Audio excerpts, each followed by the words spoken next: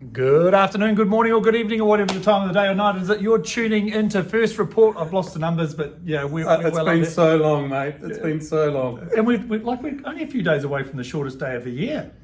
Could be said nearly middle of winter. And a typical stinking hot day here today in the capital. Look out behind us. Look at it. It's beautiful. Yeah, wish you were out there walking your ducks, Fletch. Great to be back, Fletch. It's amazing to be here after COVID and then the way we've run Parliament and social distancing. It's really weird to sit in a full house yesterday, but yeah, cool to be back. And good to see New Zealand's getting on with the job. Internationally, we're recognised as a country which has almost got rid of COVID. We had those two little escapees. Oh yeah, it's things like that make everyone worry again. So yeah, let's get this right. And, Don't drop your guard. Yeah, make sure everything gets sorted. So this has got to be one of the saddest questions I've ever asked of my mate. Why am I smiling, man? Why are you smiling? It's true. I'm false. I'm terrified. I'm sad. This guy's decided to hang up his boots.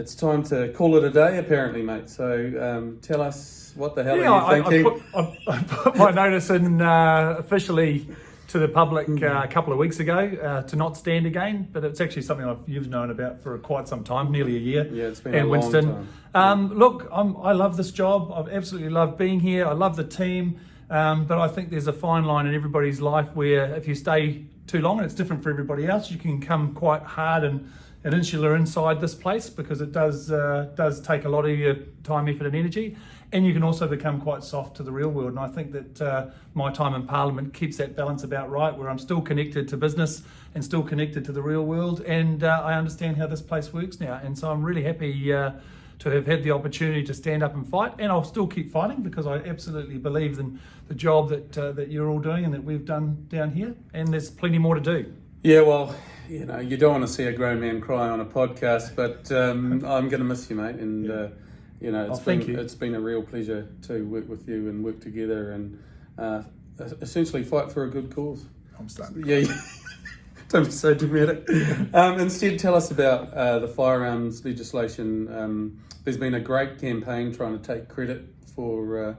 I'm not even going to say who because it's a stupid waste of time. The Epson BB shooter. So tell us what's actually been happening in. Look, we've been working on this for a year, really, really closely with Labor. Nash, who's been absolutely fantastic, and New Zealand First has always had a really strong position on the legitimate, legal firearms users being able to continue to use firearms. Long history. But the negotiations have been tough and they haven't been easy, but we've had some huge wins. One of the big wins is we've now got farmers to be able to use MSSA style weapons for pest controlling without needing to set up a company and go through that rigmarole.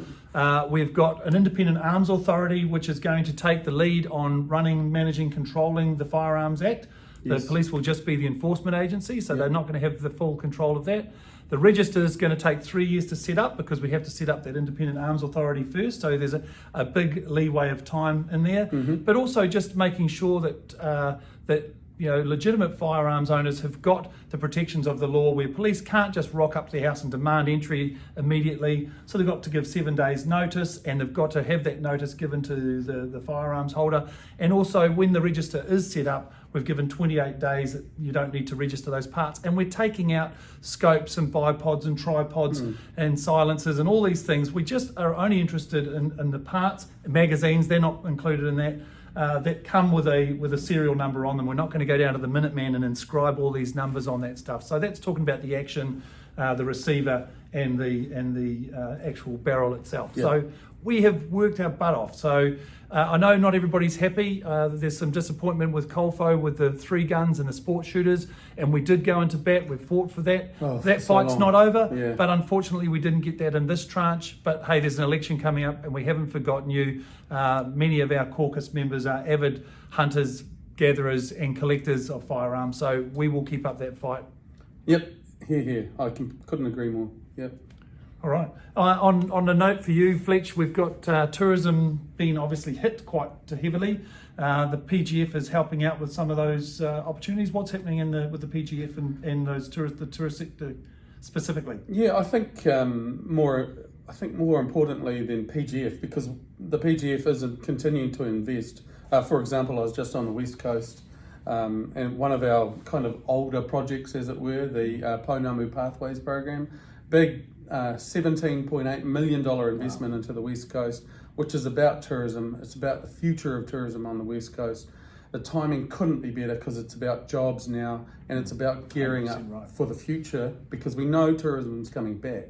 And so I suppose the message that we want to get out there, and absolutely are hearing back from the tourism and business community, is actually let's make sure that we're working safely on accelerating these bubbles. Great. The likes of Australia, for example, this morning speaking with the Foreign Minister, Tasmania's been COVID free for ages.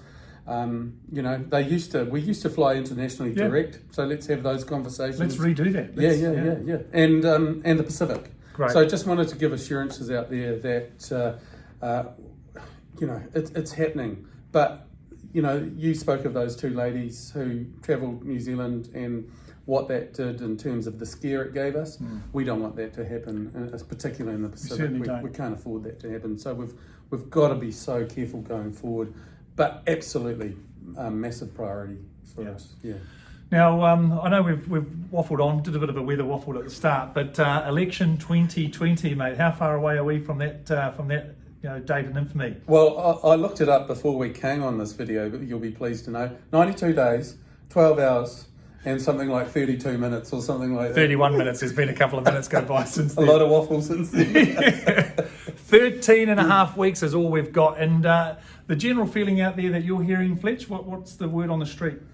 Actually, it's a good question, because, as you know, historically New Zealand First has always hated the polls, right?